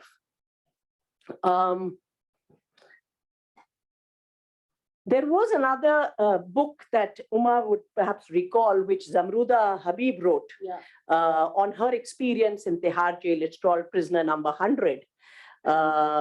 I forget how many years she was, 5 years she was in Tihar jail, and she speaks both about the violence as well as about being a Kashmiri Muslim and the kind of discrimination, not just from prison authorities, but also from fellow inmates. So when we say that, a lot of our caste, gender, class, religion travels with us, it's not just in the structures of the prison. I think the situation is far more complex. It's also from the inmates, and those kind of issues also often arise. And Zamruda spoke about it very, very strongly and powerfully in her book. There's a lot of conversation, not just today, but on many occasions. One has been hearing this, and obviously it's a point of where the feminist movement and others want to think about this. Okay, before I go, because I want to end with that, because you spoke about minimum wages and labor. There is actually a fascinating judgment that the Supreme Court had given in 1998, State of Gujarat and others versus Honorable High Court of Gujarat, in which they actually discuss Article 23 of the Constitution, which talks about forced labor and begar, and how it is unconstitutional to ask anyone to commit forced labor. So the challenge here was that when you are not paying minimum wage to the prisoners, you are actually, it's not just an illegality, it's unconstitutional, because this is violative of Article 23. And the Supreme Court actually discusses Article 23, and it's very interesting because it goes into the Constituent Assembly debates. And in the original version of Article 23, which wasn't finally, it was in the drafting committee, it didn't make it to the Constitution, it actually had said that it would not include compelling prisoners. This judgment, even at that time in 98 when it came out, it was commented and remarked upon, but I think has kind of got buried over the years. And the court very clearly says that no, they have been sentenced. This is not about this is not forced labor. If they've been asked to work, then that work has to be performed, and it will not be considered as a violation of Article 23. I do think much, even jurisprudentially, there have been different ways of approaching the constitutional rights.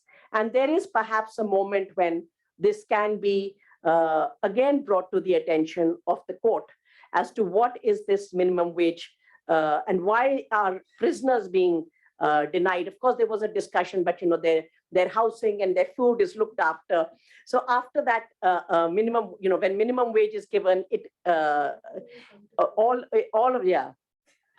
that is included. So there's a lot of interesting back and forth that judgment does. So it makes an important read. But I think there is a place for initiating that discussion. So what I want to actually end with here is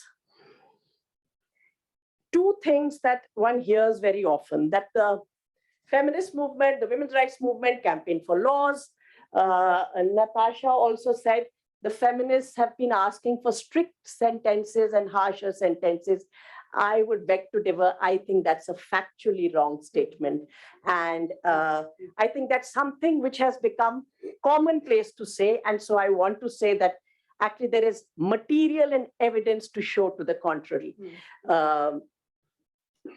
Secondly, that, we should, that punishments were asked for. So most people that you will find in jail, just as a point of clarity, would not be there for 498A. Actually, in Delhi, people can't even be arrested for 498A. You have to get the permission of the police commissioner, which obviously doesn't come. And in other states, you need the DCP level officer.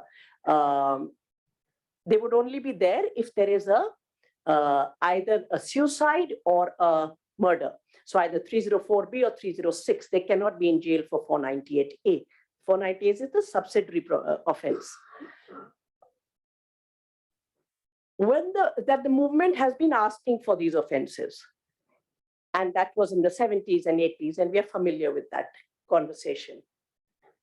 There's also a conversation now of that should we be looking at about what is being said by abolitionists. And I think here, and this was, I'm not sure either Devangana or Natasha, I think perhaps mentioned, and I totally agree with this aspect that creating an exclusive category of political prisoner, whether it is helpful in taking the conversation forward, is something one needs to, and this was actually pointed out, at least to me, by Disha Wadikar, who's a lawyer, a Bahujan lawyer, and how large number of people actually in this country, of course, earn their living through petty crime. And it's very normal and regular. And I think the challenges before the feminist movement, the women's movement, is actually a little different. It's about their own class, caste, religious origins, yes, ethnic origins in India. It's also about what is our attitude towards crime. What do we think of crime? Because I think this conversation cannot take place like this. Don't ask for laws or ask for, because I actually see there are so many milestones to cross before one can even come to an understanding. And I know what Angela Davis's position is, but I would also want to, so for me, what I also see that when the Black Lives Matter movement after the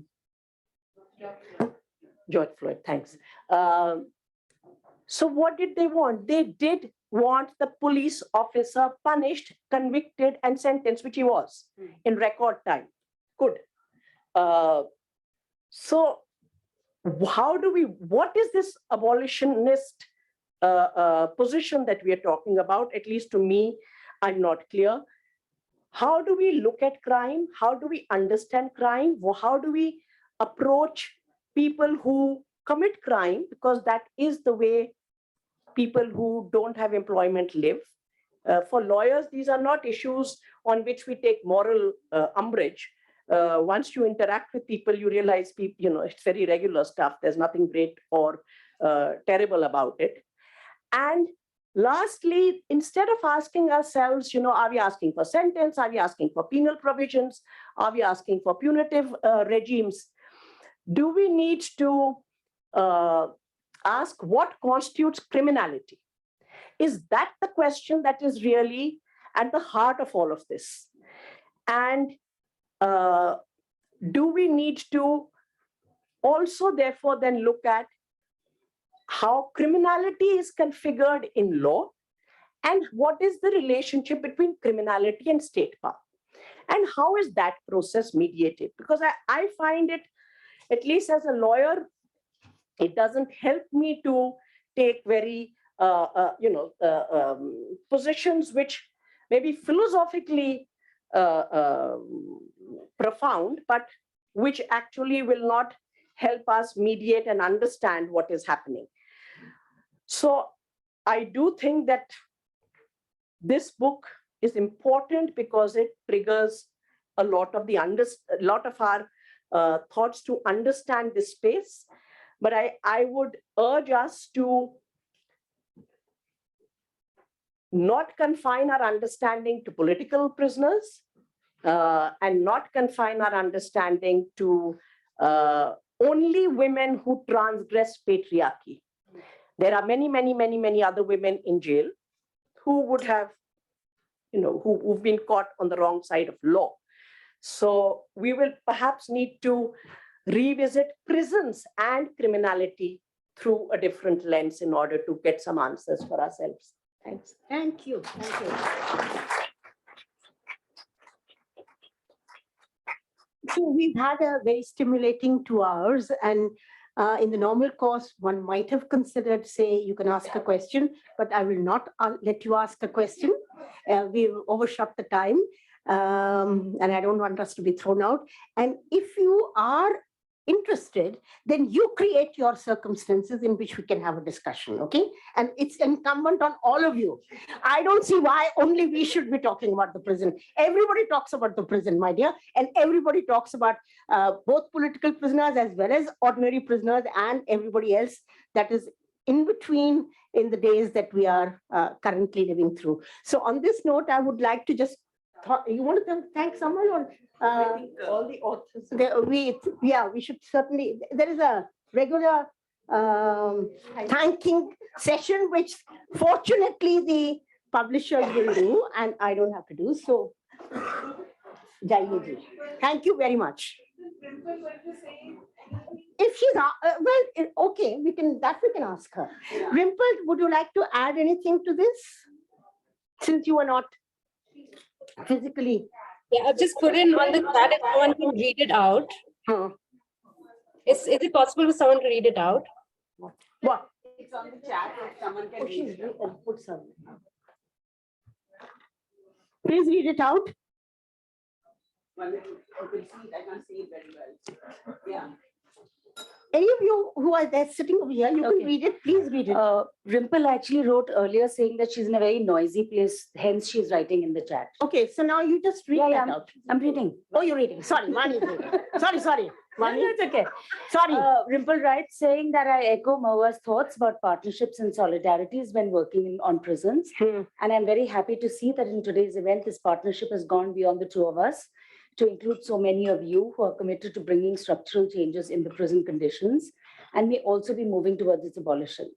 I'm extremely happy also to hear about the need for women's movement to engage with the prisons and women in prison. I also want to flag the need for us to look at those who are referred to as foreigners. We have extended the women's movement beyond national borders, and we need to do the same when looking at women in prison who are not Indian nationals. And this is something I've done in my first book, which focuses on experiences of Bangladeshi women and in prisons in India. And Devangana and Natasha both share stories of Bangladeshi women in prisons in India. I hope we can include these women in our discussions on prisons and people in prisons in India. Thank you very much, Rimple. A big thank you to all of our panelists today for this very engaging discussion on this very important yet often neglected subject. I would also like to thank all members of our audience who have joined us here today. There is much for us to take away from this conversation, to ponder upon and to work on.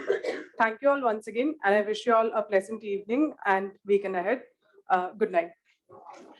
I will add to that, which is please do read the book, buy the book and read it. There's a tutorial Thank you. later.